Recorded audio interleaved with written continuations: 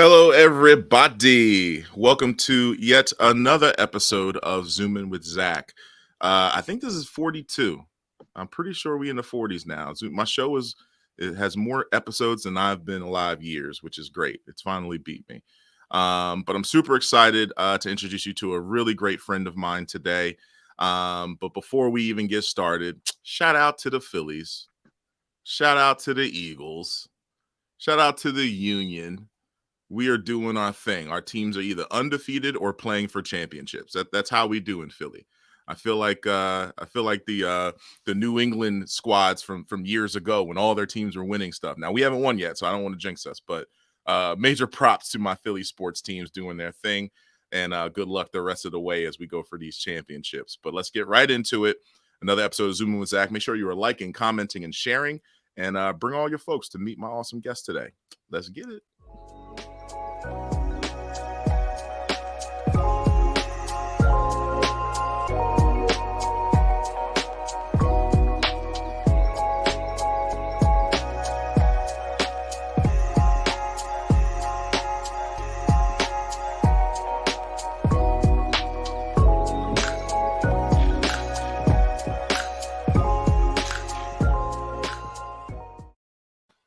Hello, everybody. Welcome to episode 42 of Zoomin With Zack. Super excited to kick off this episode and kick off November. We are in full fall mode, although a lot of people I hear are already in like Christmas mode. Like, I didn't know the holiday season started November 1st, but from the commercials I'm seeing and the stuff I'm seeing on social, apparently it does. We go from Halloween, skip over Thanksgiving, and go right to the holidays, but whatever. Folks, we have a really awesome show today. I gotta start you with my trivia question though. What should you do after your Nintendo game ends in a tie? All right. If you think you know the answer to this, put it in the comments. I'm gonna ask my guest if she knows. But what should you do after your Nintendo game ends in a tie? All right. Now, of course, I went with this gaming type of a question because my awesome guest is entrenched in this space, and she'll explain more as to why. But I have to introduce you to the lovely Ursula Spencer. Ursula, how are you today? Hi, how are you? Hey, Ursula, I'm so happy to see you. So let me give folks a little bit of background. So me and Ursula go way back, and it has Wait, nothing to do with VR or gaming. Ursula was an amazing stylist when I met her. I think my man Keith introduced us, who's a fan of the show. Shout out to you, Keith. But she's a stylist, and she was actually one of my very first retainer clients as Rebel Hill Consulting. I did a lot of commission-based work with a lot of companies I'm with, but Ursula saw a lot in me. She was like, I could use your skills, and I want to pay you for your skills, and how much I owe you a month. And I'm like, I don't even know, but let's get into it.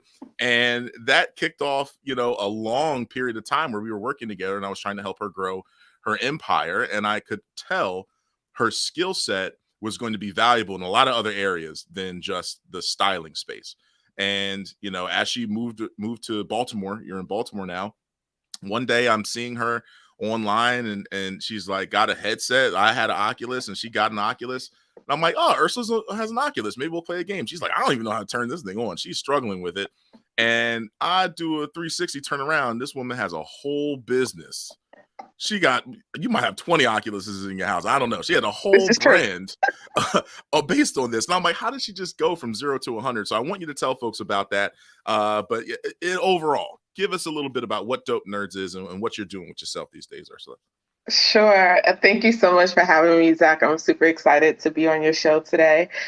So, Dope Nerds, we exist to reshape the educational experience so that our youth out there can be inspired to reimagine what their future livelihood and economic opportunities are. And we do that leveraging virtual reality in education and as well as gaming. Awesome. So how did you go from like, all right, I have an Oculus, I play games on it, I do a little bit of fitness on it. How do you take it from here's just a device that everyone's using for that to turning it into a business? So the short answer is I'm never, and you know this about me, I'm never going to do what everybody else is doing.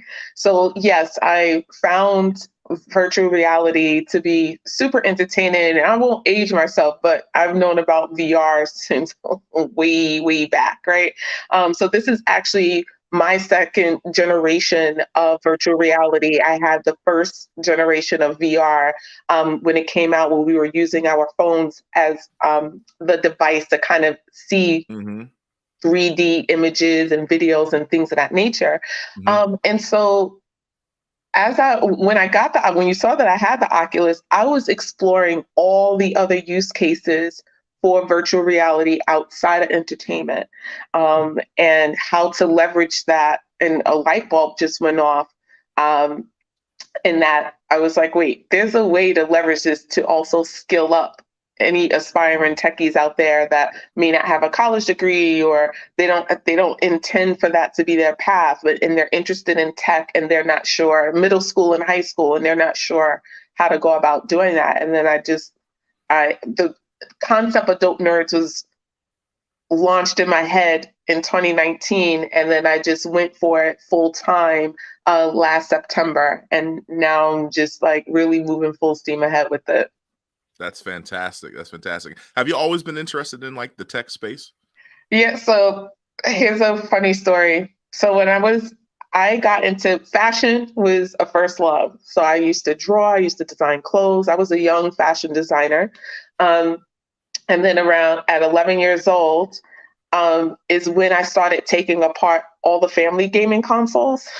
So I was taking them. We had Atari. I took that up. I would take them apart, but then put them back together. So I would hope so. Atari, Sega. And then my mom was just like, yeah, so you're going to stop taking apart the family consoles. I'm going to get a computer. And she got the computer for the family, but I'm the one that really took to it. So it was at age 11 that I actually taught myself how to hack. That's a funny story, but I don't want to get arrested. I don't know the statutes, the limitations. Oh no, don't do that. Right. So I won't say which system I was able to penetrate. I won't go through all that. But yeah, it started at 11, and I was drenched in love tech from there. And my IT career, even though fashion was the first love, it then became fashion and technology. And it just that my tech career took off right out of high school, and I just hit the ground running right from there. Yeah, that's fantastic. And yeah, Zoomin with Zack can be used against you in a court of law. So yeah, we'll leave that Good part to out. know. So I want more people to learn about you in a deeper level, and how we do that on my show is with 3 random questions. Okay. All right. So I need you to give me a 3-digit number. None of the numbers can be the same. Okay. And I'm going to give you 3 questions that correspond with those numbers. Okay. 9, 1, and 2. The 912. Yeah. Is there significance to that? Is that an area I code? mean, there could be, but I won't go into it. Okay. A lot of secrets. I'm going to ask you after the show. Yeah, exactly. Let me get this information offline. With me, there's always algorithms behind stuff. Oh, okay. That's probably some hacker stuff right there. Exactly. I got you. Let's go with 9. What's one of the biggest hurdles you've overcome or didn't overcome, and what have you learned from it? Oh. So being a BIPOC woman in tech, a male-dominated industry, there have been a number of hurdles. I want to say the biggest one is getting my respect. And just getting respect in that industry, in information technology. None of these hurdles are easy, right? And everyone has their challenges, regardless of your race or gender. They just seem to be magnified when you look like us. And so what I've learned, are we allowed to swear on here? Faux show. Okay. So what I've learned is you got to know your shit. And that's the only way that you will earn your respect at these tables, in these rooms. And yes, everyone's heard the saying, you shouldn't be the smartest one in a room, but you should be one of the smartest. And that is how I learned that very early in my career.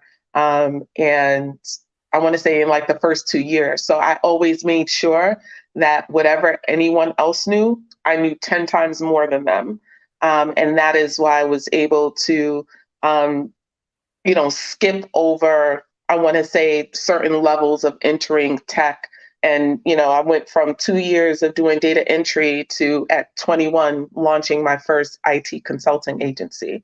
But that is because I did all the background work of really knowing my shit. Awesome. Awesome. You hear her to hear first, folks. Know your shit. You have Please. to. One was your second number. That's the second number in the hacker code. You hit the lottery and win $100,000. How are you spending it? And you cannot give it away or donate it. All right, because that would have been my first thing, to definitely donate some of that. But I won 100K. I'm definitely going back to traveling. I love to travel, and entering or having tech as a career afforded me to be able to travel. I mean, one of the first trips I took related to my career was I was flown out to the Cayman Islands to do server upgrades. Mm. And then following Cayman Islands was Barbados, like, for work. These were not pleasure trips. These were not vacations. So that gave me a hunger for travel early. So I would travel. Man, we can't donate or give it away. I would probably build, you know what? I would build the first Dope Nerds virtual reality edutainment center. I would get that going. I like that. I like that. That makes me think of my last guest, Sean Barry, who has an esports facility. I need to connect y'all. He might be able to help you create that. You might not need 100K. Like that. I would like that. Top place you wish you could travel to that you haven't been to before? The motherland. I have not been, which is so crazy for me. I have not been to Africa yet. So I would love to travel just in and out and throughout that continent, and just learn more about our history. I have a huge love for Egypt, just the history, right? I'm fascinated by how pyramids were built, and especially in that time, right? They didn't have anywhere near the advancements that we have today. So yeah, I would just love to travel throughout Africa. Awesome. Awesome. My friends Dean and Amira actually have a travel agency that focuses on Egypt. So look at you knowing everybody. That's what the show is originated from. I'm the plug. Your last question, number 2, another good one. If you could work in another industry or job, what would it be and why? And I'm also going to say it cannot be fashion. Oh. I'm gonna take that away from you because we already know that's where you did work in that. So no, it can't be fashion. It's not tech. What is another industry you would like to work in and why? An artist of drawing. I would love to go back to, and probably maybe like comic book illustration. Speaking of that, show us your shirt, and you have is that a mug? Like, what is? Yeah. Oh, this is the first VRsula stainless steel tumbler, so it keeps your drinks hot or cold. And speaking of comics, it's in the likeness of myself as representation of BIPOC people breaking through technology. I love it. So that you'll see her, she's like breaking through a server room, and it's like a whole thing. So yeah, I would love to go back into art and paint, be like the female Bob Ross. I dig it. I fully dig it. And yeah, no, I need to see a Dope Nerds comic book at some point. So some of that 100K can go to making your first comic book series. This has been awesome. Thank you so much for joining me, Ursula, telling people a little bit about your journey and about your business, Dope Nerds. You're based out of Baltimore area currently, but I see this expand. It's a need that folks are going to need in a lot of different other areas. So I do see there being a desire to expand, at least from a consumer standpoint. Is that a goal of yours? Do you want to bring this to other cities and keep growing it, I assume? Oh, absolutely. Baltimore is right now. If you don't know, I'm a Brooklyn gal. So originally born and raised in Brooklyn, but my tech career moved me around. But yes, so I see great opportunity. I feel like Baltimore is on the cusp of a renaissance, and I want Dope Nerds to be a part of that. So I'm looking to and have been moving the ball forward to get Dope Nerds in virtual reality in schools. And so start in Baltimore, but yeah, I'm working up the Northeast. So I'll be hitting Philadelphia and certainly my hometown, New York, and international. So Fantastic. we'll see. Fantastic. Can't wait to see it. Can't wait to help. You let me know what you need. I got your back. Thank you. Folks, before I get out of here, remember we had that trivia question. I'm going to cover up the beautiful Ursula for a second. What should you do after your Nintendo game ends in a tie? Ursula, what's your answer? I mean, you got to play another round. I mean, is that too logical? It's very logical. It just doesn't fit the formula of a joke. But you're actually accurate. The proper response is a Wii match. Okay, good night. That was a good one. It wasn't great, but it was good. A good one. You need to have a Wii match, y'all. Again, thank you so much for tuning it in. Make sure you're checking in our next episode. I got more great guests for you to meet. And of course, as always, I'm going to leave it to my good friend Ursula to take it away. Peace. Okay. Hey, thank you so much for having me, Zach, on Zoomin with Zack. You could check, Dope Nerds has a whole bunch of things going on. We will be running a pilot in Baltimore, virtual reality for seniors. We could not forget about our elders. So we will be launching that. Cross fingers, put your prayers up for us. And then move, like I said, moving the ball forward to get virtual reality in schools and enhance the quality of life and education experience for middle school and high schools. Thank you so much for having me, and good luck and best wishes to everyone out there. Bye.